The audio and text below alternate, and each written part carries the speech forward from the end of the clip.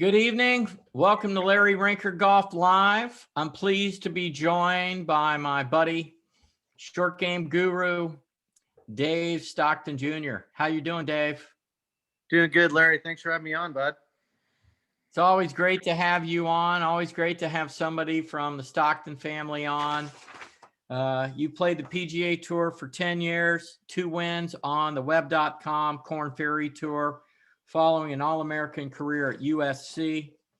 You're one of the top short game coaches in the country, along with your father, Dave Stockton, who won 2 PGA championships, and your brother, Ron. So a lot of knowledge in that family there.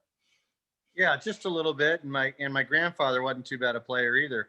Yeah, and I really like some of the things you've shared with me through the years about your grandfather. And I want to pull something up here. This is me on V1, but your grandfather was very big, and your dad, on getting that thumb of the left hand straight down the shaft and the back of the left hand going at the hole, wasn't he? Exactly. Yep. Absolutely.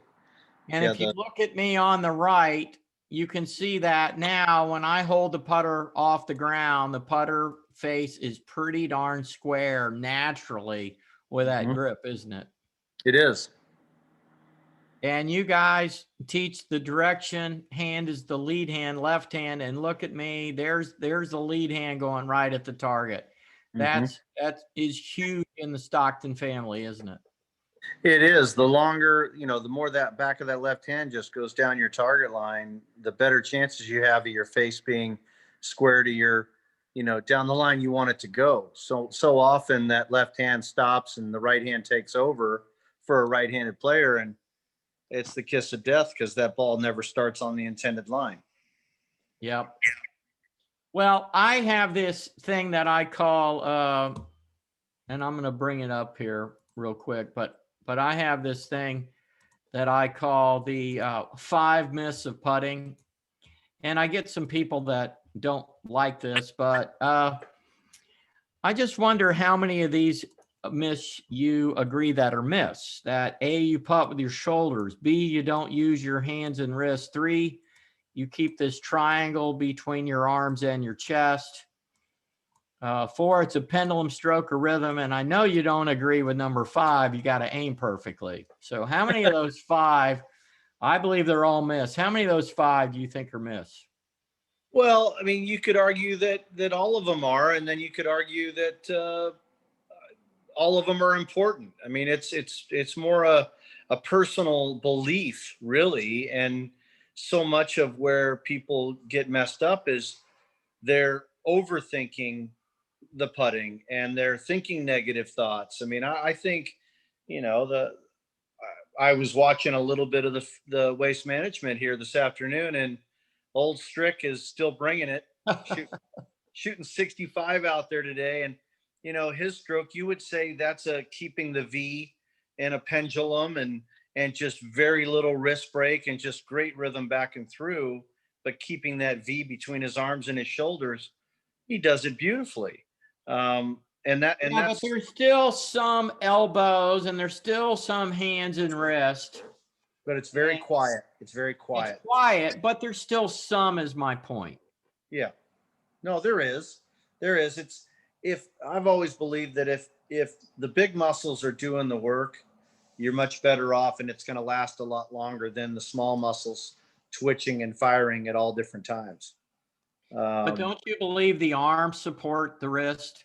So if the arm and the left arm supports the left wrist and that left hand going at the target, so it's really the arm stopping that kind of makes the wrist hit early and close the face. Yeah, if the arm stop, then the wrist flip it and everything else. But but I go back and look at old video of my dad and other players from the 60s and 70s. When the agronomy wasn't what it is today, where greens now are, you're watching what they're playing on this week. I mean, it's velvet, it's perfect, and the greens are fast.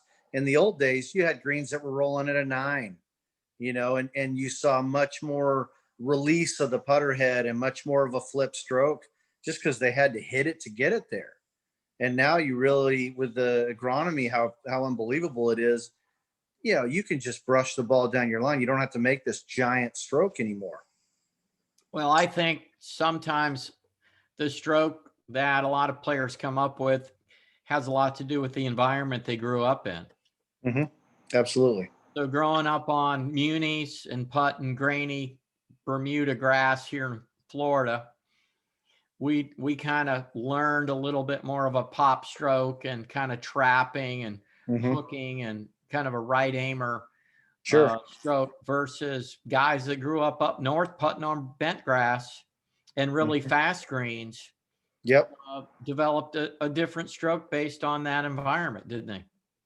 Absolutely. I mean, I had a conversation with Tiger a few years ago it was at Kiowa for the PGA when we were still working with Rory, and he happened to sit down at the table I was sitting at for lunch, and we got to talking. We're friends, obviously played on tour together. And he said, "You guys here working with Rory?" I said, "Yeah, and a few other guys, but yeah." And he made the comment, he says, you guys teach left hand, right? The left hand is the dominant hand. You lead with that. I said, "Yeah, left hand's your direction hand if you're a right-handed player." And he said, "Yeah." He said, "I've always putted with my right hand, and I've, grown up in Southern California on those Poana greens. I always wanted to get the ball, hit it kind of with a hook and get it rolling on top of that Poana." And I looked at him and I kind of winked and I said, "Yeah, Tiger, I grew up on those same Poana greens in Southern California." And we both laughed, because as you're saying, there's all sorts of different ways to putt. And it's really what you believe in.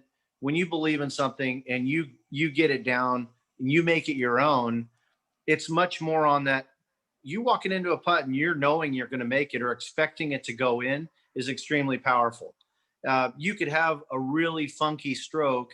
A guy that made everything when he was young, Billy Mayfair, that stroke, that gives you the shivers looking at that thing. But I remember, the guy was an unbelievable player. I finished second to him in the Pacific Coast Amateur. He won, and I was 14 shots or 13 shots behind him. And we all played for second because he just blitzed everybody. And that stroke, it wasn't pretty, but what did it do? It repeated. So it's much more having a stroke that repeats under pressure. That's the big key. People practice one way, they'll come out and they'll putt, and then they get on the course and they putt a totally different way. That means they're not practicing the right way for one big thing. But it's just, it is so much on the mental side and keeping it simple. I see more and more stuff. My dad and I shake our heads at how many different things people are trying. Like there's this holy grail to putting. There's not. And we'll go to our grave saying it's the easiest part of the game because you're using the same club every time. You're not losing your ball. You're not hitting it OB. You don't have to get it airborne. There's several reasons right there why putting should be the easiest. I get pros that come to me and they're unbelievable ball strikers and they can't putt. And I say, "Well, what makes you a great ball striker? You look out at that tee box. We'll be out at Del Mar or something." And I'll say, number one, water all down the left, bunkers on the right, tough driving hole to start. And they say, "Oh, I just picture my little draw, start up the right side and hit a little draw, right? Picture my cut and hit it." I said, "Okay, so when you've got an 8-footer for birdie on the first hole, what are you thinking about?" And they start laughing because they're thinking more on that 8-footer than they are on a tee shot that's going 290, 300.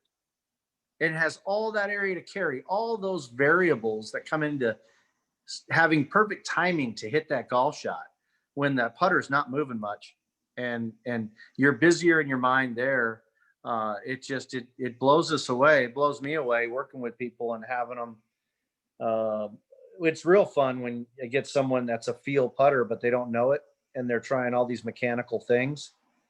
And the field putters that come to me and they think I had a guy recently.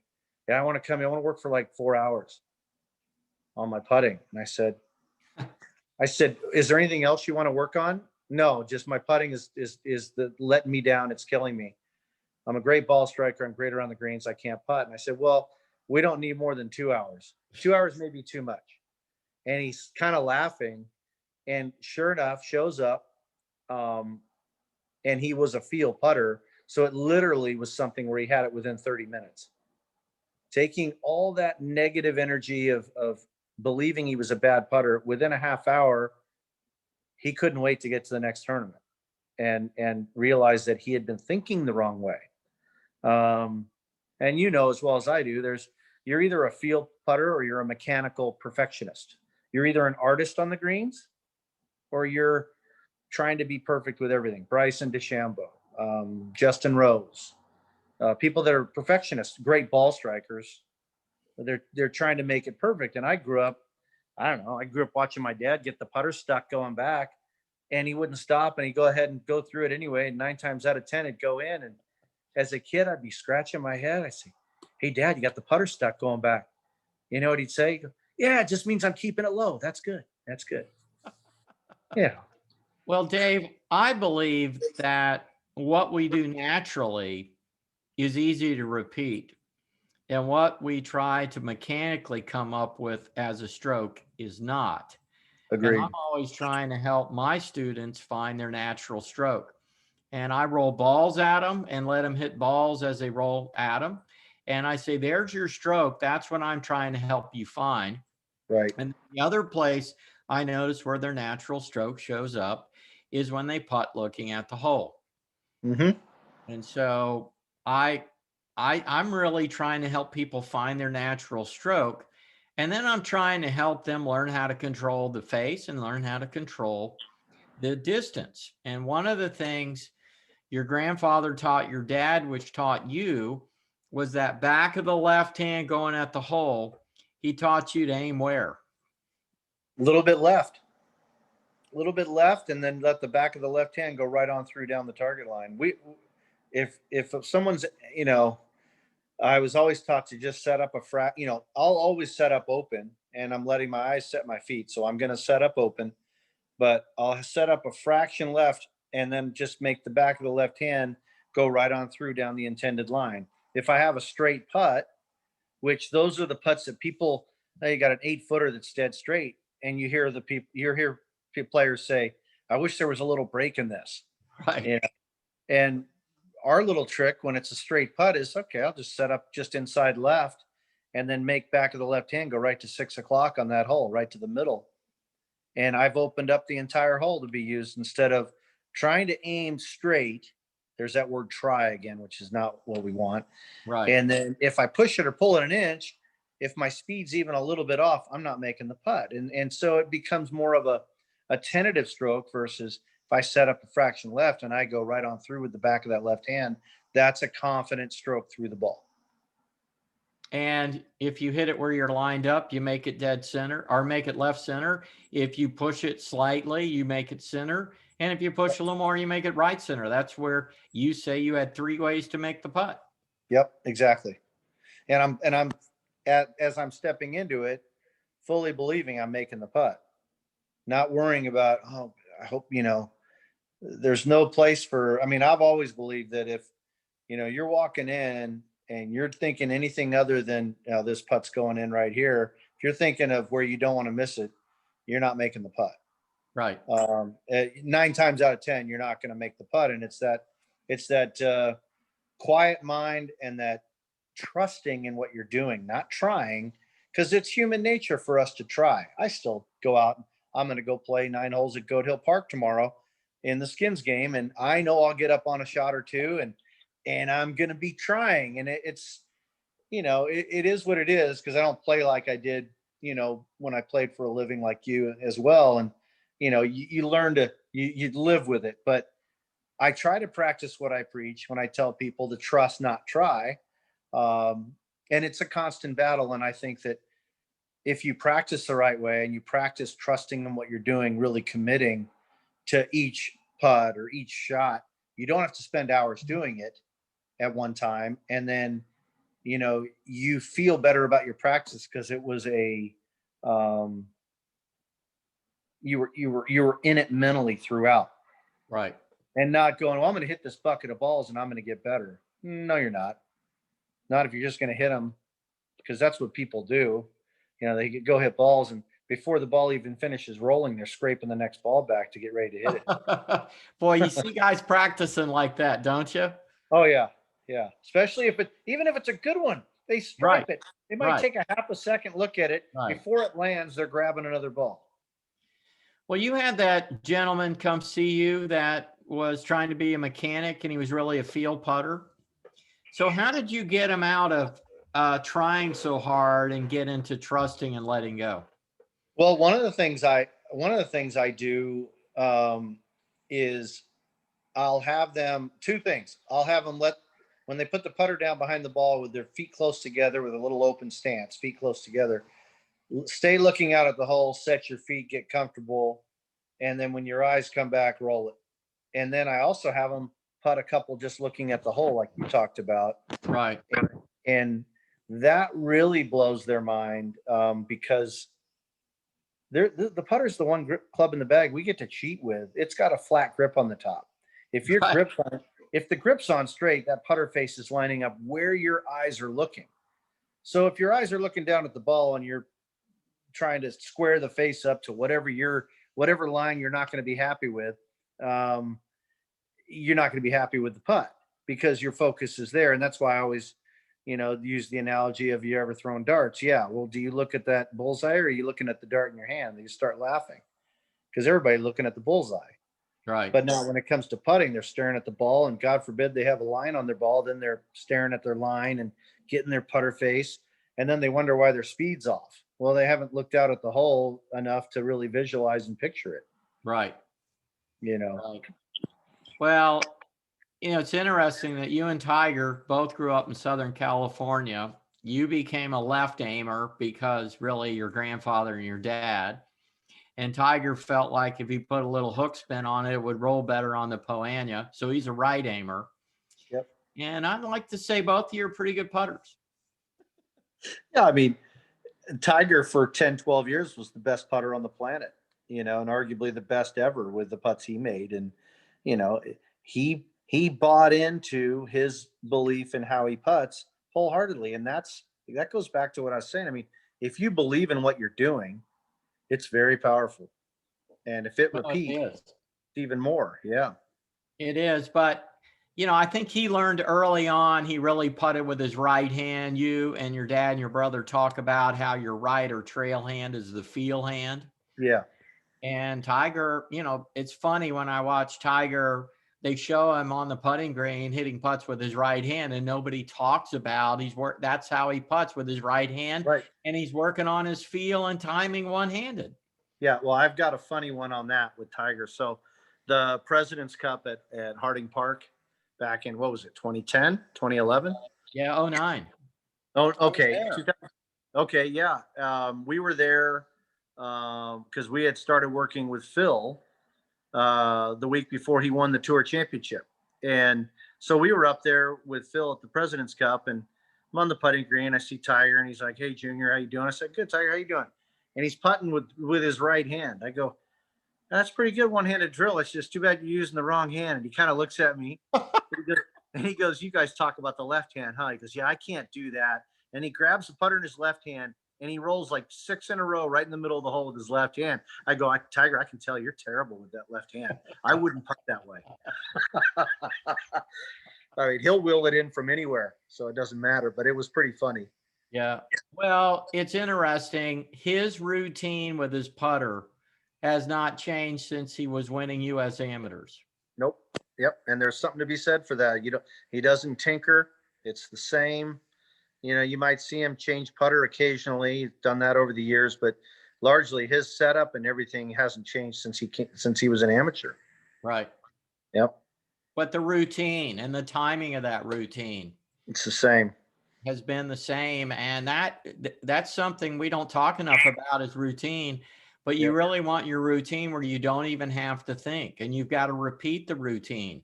Because what happens if you take one extra look, Junior? Yeah, it's bad. You better back off and start over. I mean, I know my dad's routine hasn't changed since I was born. So he's still, putter goes in front. And it's funny when I imitate him, I never miss. I should put the putter in front, but whatever. But he still putts the same. He still makes everything. And when he says he's putting bad, I just roll my eyes because his bad putting days is still pretty darn good. Well, it's funny you say that because you watch Jack Nicklaus. We get to see him. He didn't play this year in the PNC Championship here in Orlando at the Ritz-Carlton Golf Club, but he's played every year I've been there since 2015, and he's got that little crotch, and he's back here behind it, and he still can putt at 80 years old. Yeah. He's made a few miles of putts in his lifetime. So who would you consider your top 5 putters of all time? Top 5 putters of all time? Well, you got to put Nicklaus and Tiger in there. Right. You have to. Crenshaw. I'd like to put my dad in there too. Otherwise I might get disowned. Okay. I mean, he doesn't get talked about as much, but Billy Casper was one heck of a putter. Yeah, he was. And well, a couple I would throw in is Brad Faxon and Morris Satowski. He was a little older than you. Mocat, yep, for sure. The first 10 years we kept stats on the tour, he was number 1. Every time. Well, he was number 1 for the 10 years. Yeah. He was the best putter over a 10-year period. Now, that's back when the stat was putts per round, and then when we started paying for winning the stat, it became putts per green in regulation. Right. I think now with the strokes gained putting, it's much closer, even though it still doesn't factor in. Is it a fast downhill left to right or right to left, or is it straight in up the hill? Right, exactly. Yeah, I think you can put Stricker in on that one too. Yeah. With how solid he's been over the years. I mean, but there's no bad putters on the PGA Tour, is there? No, I mean, there's guys where it's not their strength, but they make it work. And then you have the guys that are, I think of guys that are great putters that have always been great putters. And for a long time, in the 70s and early 80s, Tom Watson made everything. Oh, he did. The guy, you don't win that many British Opens and Masters and things. I mean, it's just he was fearless. He'd knock it 4 or 5 feet by and then just make it every time coming back. Yep. I mean, he was aggressive. He was. No, you're right. You're right. You don't win 39 times. Yeah. Being a poor putter. No. Like Tom Watson did. Yep. But I really believe for our listeners, it's really, don't you think it's about them finding their own stroke? Oh, 100%. I mean, it's about making it your own is what I tell my students. Make your stroke your own. Don't copy what someone else is doing. I get asked, what putter should I use? What do you like looking down at? Right. Don't use a putter because you like what your favorite player on tour uses.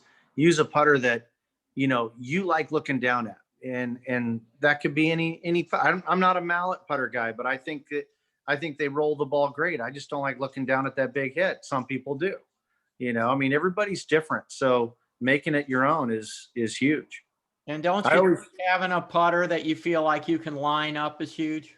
Yeah, absolutely. I mean, I've always let my eyes line the putter up. But I'm not one I don't want to have a busy putter with multiple lines and all that. I've got the one line on it. I don't even use it, but it's on it. It looks good.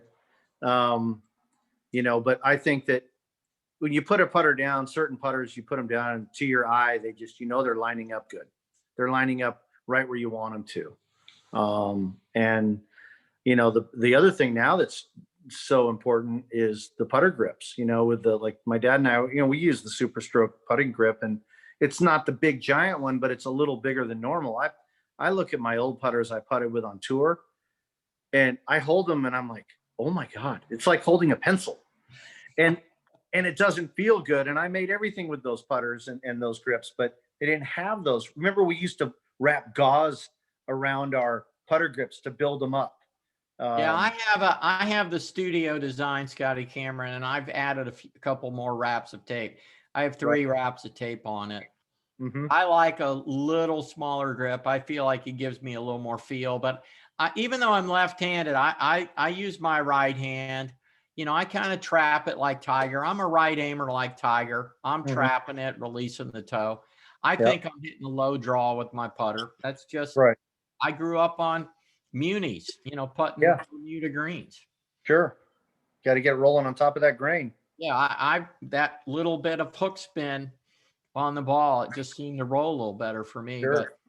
But I think, you know, it's really been great, you know, through the last few years having you on my Sirius XM show and talking with you about what your dad and your brother and your grandfather have done about putting, because I say, hey, Stockton's back that left hand at the hole. That's it. That's it. And, you know, if you're missing putts left as a right-handed golfer, just get that handle a little more forward. You won't miss left. It's not complicated. Yep. Agreed. Yeah. It's been fun being on your shows, and appreciate you having me on. Always fun catching up with you after our old days of chasing the tour and grinding out there. Well, Larry Rinker, Golf Live is on Thursday, 7:30 to 8 p.m. Eastern. My guest today, Dave Stockton Jr., 2-time winner on the Korn Ferry Tour. My new book is out, The Journeyman. You can pick that up at larryrinker.com. And if you want to follow Dave Stockton Jr. on Twitter at DSJR1. I'd also like to thank my sponsors, Titleist, FootJoy, the Ritz-Carlton Club in Orlando, and the Red Sky Golf Academy in Vail, Colorado. Well, Junior, great to have you on the show. All the best, my friend. Thanks, Larry. Always a pleasure being on with you. All the best to you too. Well, thanks for listening tonight. And till next Thursday, keep swinging.